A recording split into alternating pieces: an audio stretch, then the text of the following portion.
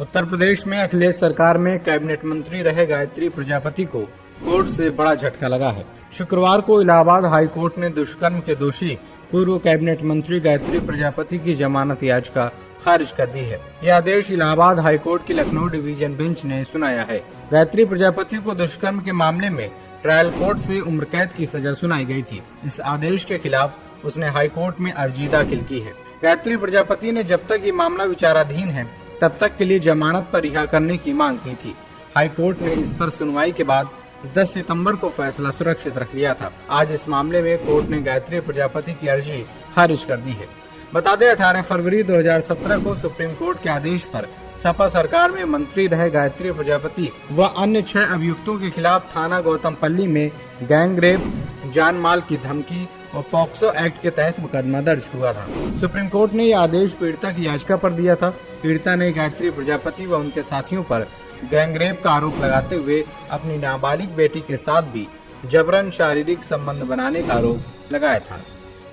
बिहार के पूर्व सीएम लालू प्रसाद यादव की मुश्किलें बढ़ने वाली हैं। रेलवे में जमीन के बदले नौकरी घोटाले से जुड़े सीबीआई के मामले में देश के पूर्व रेल मंत्री लालू प्रसाद यादव के खिलाफ मुकदमा चलाने की अनुमति मिल गई है। शुक्रवार को सीबीआई ने राउज एवेन्यू कोर्ट को बताया कि गृह मंत्रालय ने लालू प्रसाद यादव के खिलाफ मुकदमा चलाने की अनुमति दी है, जबकि बाकी आरोपियों के खिलाफ अनुमति मिलने में 15 दिन और लगेंगे। राउज एवेन्यू कोर्ट के स्पेशल जज विशाल गोगने ने सीबीआई से अन्य आरोपियों के खिलाफ मंजूरी हासिल करने की प्रक्रिया में तेजी लाने को कहा है।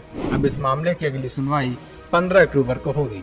इससे पहले केंद्रीय जांच एजेंसी ने 5 सितंबर को कोर्ट को बताया था कि दोनों मामलों में आरोपियों के खिलाफ मुकदमा चलाने की अनुमति मिल चुकी है, लेकिन लालू प्रसाद यादव और आर.के. महाजन समेत 32 आरोपितों के खिलाफ अभी अनुमति नहीं मिली है। सीबीआई ने 7 जून को इस मामले में अंतिम चार्जशीट दाखिल की थी, जिसमें 78 लोगों को आरोपी बनाया गया था। इनमें रेलवे में नौकरी पाने वाले 38 उम्मीदवार भी हैं। आरोप है कि रेल मंत्री रहते हुए लालू प्रसाद यादव इस घोटाले में शामिल थे।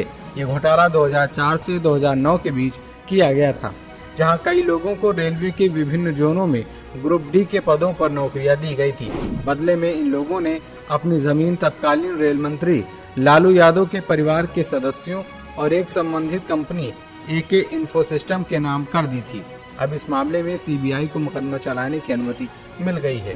इससे पहले इस मामले में ईडी ने भी समन जारी कर लालू प्रसाद यादव, तेज प्रताप और तेजस्वी यादव को 7 अक्टूबर को कोर्ट में तलब किया है। झारखंड हाई कोर्ट ने राज्य में बांग्लादेशी घुसपैठियों के मामले में शुक्रवार को सभी पक्षों की सुनवाई के बाद मामले में फैसला सुरक्षित रख लिया है। झारखंड सरकार की ओर से वीसी के जरिए पेश सुप्रीम कोर्ट के वरिष्ठ वकील कपिल सिब्बल ने कहा कि केंद्र सरकार ने बांग्लादेश के घुसपैठियों के झारखंड में प्रवेश के संबंध में कोई डाटा अपने शपथ पत्र में नहीं दिया है। उनकी ओर से ये भी कहा गया कि सुप्रीम कोर्ट में इसी तरह का एक मामला पेंडिंग है।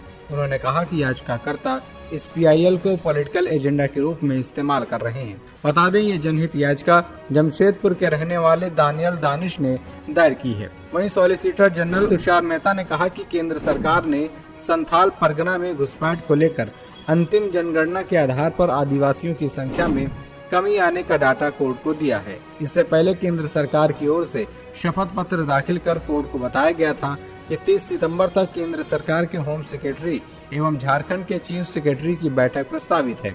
इसमें घुसपैठियों से निपटने के लिए संयुक्त रूप से फैक्ट फाइंडिंग कमेटी बनाने पर विचार होगा। फैक्ट फाइंडिंग कमेटी का उद्देश्य झारखंड के सीमावर्ती जिलों देवघर, गोड्डा, साहेबगंज, पाकुड़, दुमका और जामताड़ा में अवैध घुसपैठियों की पहचान करना तथा ऐसे अवैध प्रवासियों को वापस भेजने की व्यवस्था करना होगा। शुक्रवार को झारखंड हाईकोर्ट के कार्यकारी चीफ जस्टिस सुजीत नारायण प्रसाद की बेंच ने इस मामले में दोनों पक्षों की दलीलें सुनने के बाद फैसला सुरक्षित रख लिया है।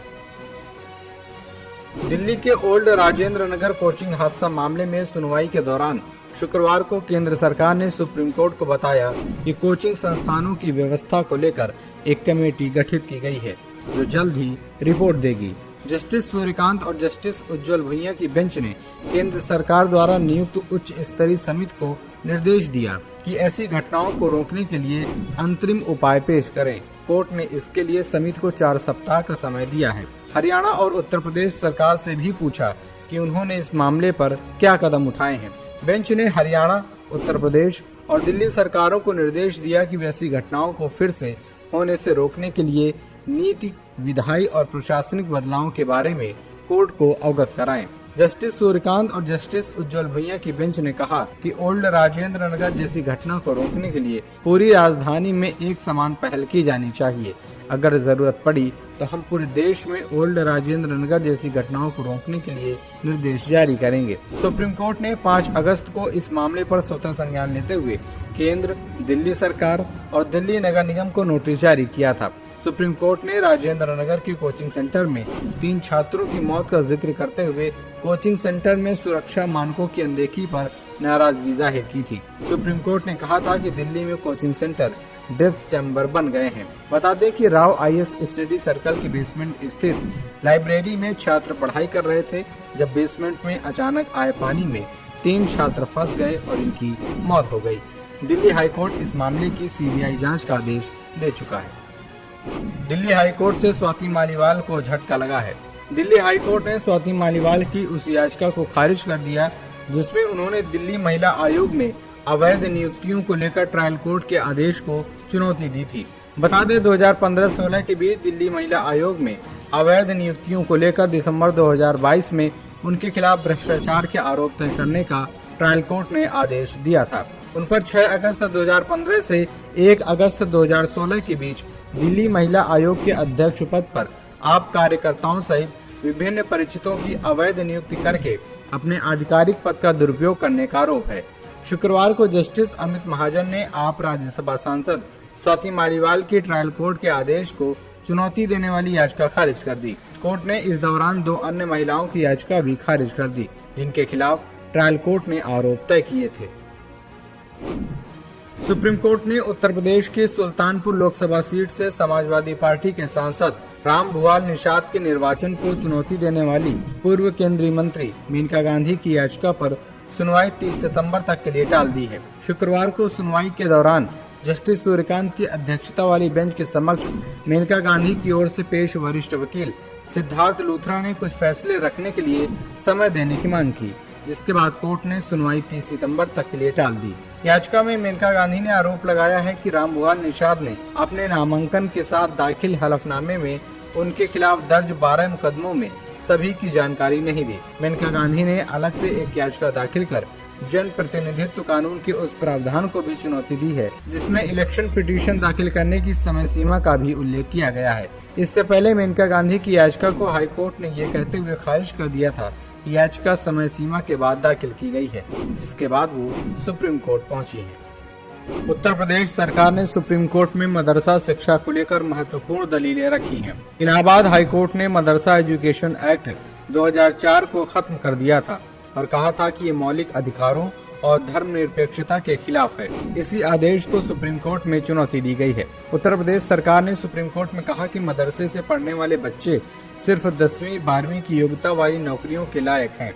SC/ERT की सिलेबस के अनुसार मदरसों में मेन स्ट्रीम सब्जेक्ट सिर्फ 8वीं तक पढ़ाए जाते हैं। 9वीं और 10वीं में मेन स्ट्रीम सब्जेक्ट्स पढ़ना कंपलसरी नहीं है। स्टूडेंट्स को maths, home science, logic and philosophy, social science, science और टिप में सिर्फ एक सब्जेक्ट चुनना होता है, लेकिन मदरसा बोर्ड में ऐसा नहीं है। यूपी सरकार ने सुप्रीम कोर्ट में हलफनामा दाखिल कर मदरसा बोर्ड द्वारा दी जाने वाली कामिल और फाजिल डिग्री को भी सरकारी नौकरी के लिए अमान्य बताया है। सरकार का कहना है कि ये डिग्रियां विश्वविद्यालयों की यूजी और पीजी डिग्री के समकक्ष नहीं है। ऐसे में मदरसा बोर्ड से कामिल और फाजिल डिग्री की पढ़ाई करने वाले छात्र केवल हाई स्कूल और इंटरमीडिएट स्तर की नौकरियों के लिए ही योग्य होते हैं।